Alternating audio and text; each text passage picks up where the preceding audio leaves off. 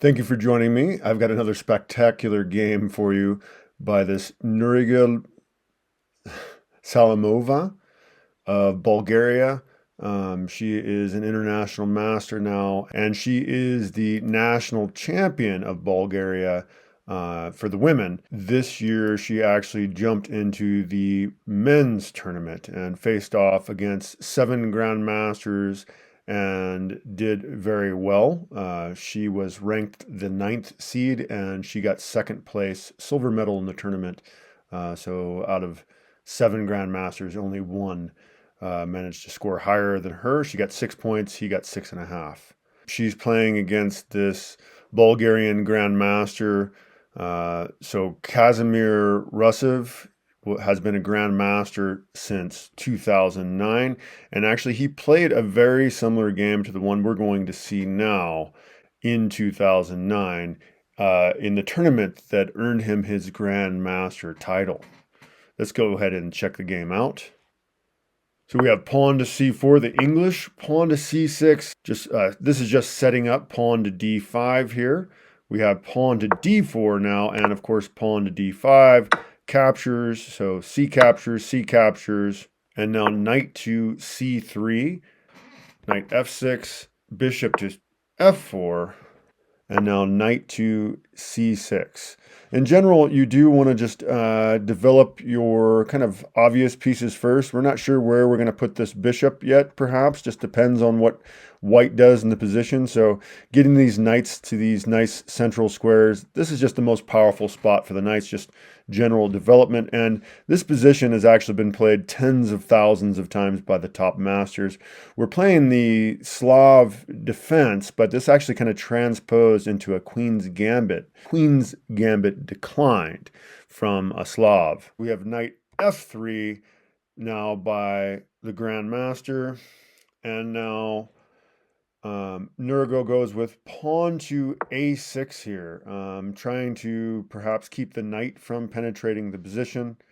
Rook c8 now by the Grandmaster, and Nurgyul develops her bishop to f4. We have knight e5 now by the Grandmaster, and Nurgyul moves her rook to c8. And again, this has been played exactly by Rusev in the past, at least. Rusev played this exact same game in 2009. We have queen now to a4, and now Salimova plays queen to b6. Saying that's not the best move. She should have actually moved her bishop back to d7, although most high-level players do not want to trade their knights for bishops, so that's kind of counterintuitive, as obviously the e5 knight could capture the bishop there, forcing knight captures back more than likely. So this move does make sense and was played in 3 other top level games, including 2700s and 2600s. So we continue. We have pawn to g4 now. Point being that the knight isn't really also attacking g4, only the bishop. And it does appear that there's 2 attackers on the pawn on g4, so it seems like maybe the knight or bishop could just capture, and maybe white would capture back with the knight from e5. But the trouble is this knight is busy watching the d5 pawn, so if knight captures, then this knight is going to take the central pawn, and the central pawn is more important. So this is the best possible move, this pawn g4 move by the Grandmaster. And he, like I said, he's played this before. And in that game as well, his opponent did play bishop to e6, just as Nurgyul does here. And then the Grandmaster did in that game as well continue with pawn to g5. And his opponent in that game, the near super grandmaster, was a 2600 and change, played the exact same move as does Nurgyul here, knight to d7. So we have the exact same game that he played in 2009. Only difference is, for some reason, he decides to make a different move here. He plays bishop to g2. In his game in 2009, where he beat the 2600, he plays knight takes knight. So here is his game. And he's playing against a 26-15, so he plays the exact same scenario. G4, G5, knight goes over. In this game, he plays knight captures on C6. We have rook captures. That was the whole point of rook to C8. And then bishop to G2. But in the variation we see now, he plays differently. He plays bishop to G2 now. And this gives Nurgyul the opportunity to play knight captures on E5 herself. And now we have pawn captures on E5, kind of doubling the central pawns. Not ideal. In fact, the computer likes the bishop capturing first, but it's kind of a principle of strong players that we would prefer to have the bishop pair rather than a knight and bishop, so he doesn't want to trade his bishop here, allowing the knight to capture on e5. We'll continue. This is just an inaccuracy, a slight weakening of the pawns. We have pawn now to d4 by Nurgyul. This is the best possible move in the position. Knight to e4 by the Grandmaster. And now Nurgyul goes ahead and plays rook captures on c1. We have bishop captures on c1 by the Grandmaster. And now pawn to g6 here. And the Grandmaster spends almost 14 minutes on this next move. He plays the pawn to b3 here, which is not really the best move. The best move is playing pawn to f4, as you see with that arrow, just securing the way as the bishop is about to come out and possibly attack e5. So yeah, pawn to f4 would have been the best move.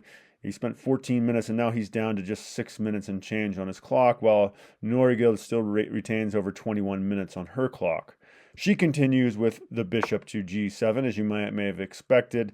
And now the Grandmaster spends 2 seconds on this move and plays bishop to a3, which is a mistake. As anybody that would have spent more than 2 seconds might have been able to see. I mean, 2 seconds on this move? Playing for like a national championship and you spent 2 seconds on this move? Yeah, he blunders the pawn on e5, as I'm sure everybody figured out. Nurgyul goes ahead and sweeps up the e5 pawn, nice central pawn, and this may not seem like a big deal just winning a pawn, but that's a central pawn. It's enabling her to unite her pawn structure, and this is a big advantage for black now being up a pawn. We have knight now to c5 by the Grandmaster. This is the best possible move in the position. I should have mentioned earlier that I think the idea behind bishop to a3 here was to attack the pawn and keep Nurgyul from being able to castle here. I think that was the idea. But unfortunately, this kind of messes it up and enables her to castle. Actually, the best possible move in the position is just castling here. And you might be like, wait a second, there's 2 attackers and only 1 defender on the knight here, so you can take the knight for free. But the trouble is the bishop would be hanging. We can kind of play it out. If you play knight captures, bishop captures, queen captures, then you have queen to a5 check. And the bishop's going to fall. This pawn structure is in jeopardy. And the king, of course, is not going to be able to castle. He's stuck in the middle of the board. So that is why the Grandmaster does not do that.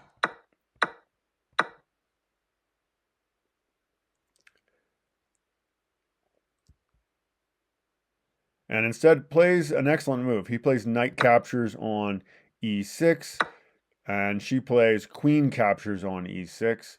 And now we have queen to c4 by the Grandmaster, clearly looking to trade queens and going for a draw here.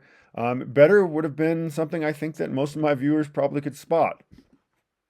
Why not pick up that pawn there, destroy that pawn structure, and leave the other pawn just isolated there, so that this whole, if that pawn structure is destroyed, then she's got connected passed pawns over here.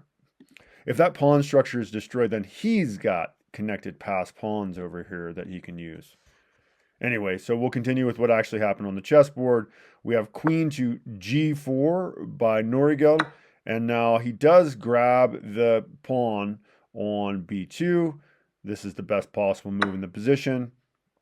Nurgyul now grabs the g5 pawn, and we have pawn to h4 by the Grandmaster, attacking her queen. She moves her queen to f6, and now queen back to d3 by the Grandmaster. Queen to f6 by Nurgyul. She clearly does not want to trade queens. She's trying to win this game. She's up a pawn, and I think she's confident her king's safer. Kind of everything's going her way here. We have pawn now to h5 by the Grandmaster. This is the best way to play, trying to undermine her king's position. And now we have pawn to g5 by Nurgyul. Queen now to f3 by the Grandmaster, and Nurgyul moves her bishop back to f4. Queen now to c6 by the Grandmaster, clearly trying to get a trade here. Might have been actually better in this position. Calling this a mistake, saying he could have maybe castled here and would maybe have some sort of drawing chances with castling in this position. But we'll continue. We have queen now to f5 by Nurgyul, and the computer is calling this a mistake, saying instead she should have traded queen. She's up a pawn. Trading, getting that bishop out of position for attacking her pawn would be the best way to go. She's got other ideas here, and so plays, queen to f5. We now have best possible move, king to f1 by the Grandmaster, and Nurgyul also plays the best move. Maybe you could spot it. This is like something Lu Mayi would certainly do. What move would you play? Maybe pause your video, think about it. What would you play as black? Of course, the pawn push, pawn to d3.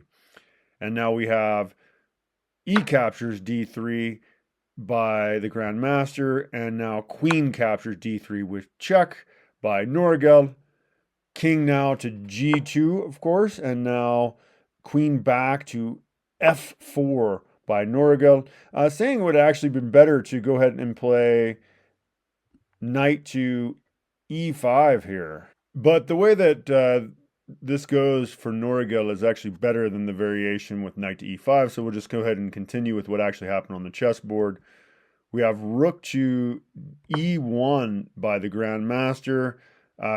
He should have instead just grabbed the e-pawn here. This would have been a better play, putting pressure on the rook. Instead of playing rook e1, he should have just gone ahead and captured on e7, and they would play rook to e8. And if white plays pawn to h6 now, the rook actually can't capture, because if the rook captures, queen comes here, and you can't block with the knight, and the pawn is blocked. You can't block with the knight because the queen hangs, so you'd have to sacrifice the rook. So this would have made the position even. The Grandmaster would have had a chance at a draw if he would have captured here. That's not what he did. Instead, he plays rook e1. Salimova plays knight to e5. We have queen captures pawn on a6, and this was a mistake. That pawn was something that could have pretty much been swept up any time. Kind of a waste of a tempo here. He should have instead played queen to d5, but we'll continue with what actually happened on the chessboard. Nurgyul plays queen to g4 here with check. The Grandmaster moves his king to f1. Salimova plays knight to f3 now. Best possible move in the position. And the Grandmaster goes ahead and captures the knight, which doesn't make sense. Like normally if you have an attack around your king, you want to kind of get rid of those pieces to cut down the chances of checkmate. And oh, by the way, I forgot to mention, he's been really low on time. So he's been down around 30 seconds or less. They get 30 seconds for each move. So he's trying to move very, very quickly here. So not having the best amount, not having a lot of time to actually calculate. Said it would be better actually just to move the rook to d1 here. But again, he doesn't have much time to calculate. Salimova goes ahead and, of course, captures the bishop on f3, and the Grandmaster does finally capture the pawn on e7. We have rook now to a8, by Salimova, and now queen to c4 now by the Grandmaster. Again, he's moving very quickly. He's only got 30 seconds on his clock. Nurgyul now plays queen to h1 here, and Salimova plays, well, he's forced to move his king to e2 here, and we now have rook captures a2 by Salimova, and now king to d1 by the Grandmaster. Would have been better to get his king closer to the center of the board, but again, he's trying to make his moves quickly. He now has a minute on his clock, but that's still not much time. We have queen f3 with check by Salimova, and now rook to e2 by the Grandmaster. Queen now to h1 by Salimova, and now rook to e1 is forced, of course, and now queen to f3 by Salimova, and rook to e2 by the Grandmaster. And now we have rook to d2, and the Grandmaster does resign the game. As it is mate in 2, there's really nothing that can be done here. Yeah, so he resigned here. Just queen to h1 forces rook to e1, and then queen captures e1 is just checkmate. So certainly makes sense that the Grandmaster did resign the game there. I hope you enjoyed that game. Thank you for joining me for that. Please like and subscribe, as I will be doing at least 5 game reviews a week, as well as some tactical videos and things like that. If you know of any chess master that is not getting enough attention on their games, please let me know. I'd like to perhaps take a look at a few of their games, as I'm looking to cover up and coming master games.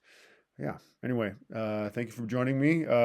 If you want to join me further for classes, I do teach group and individual classes via Zoom. So if you want to join my virtual chess club, please hit me up. My email is in the description. All right. Take care, everybody. Thank you. Bye-bye.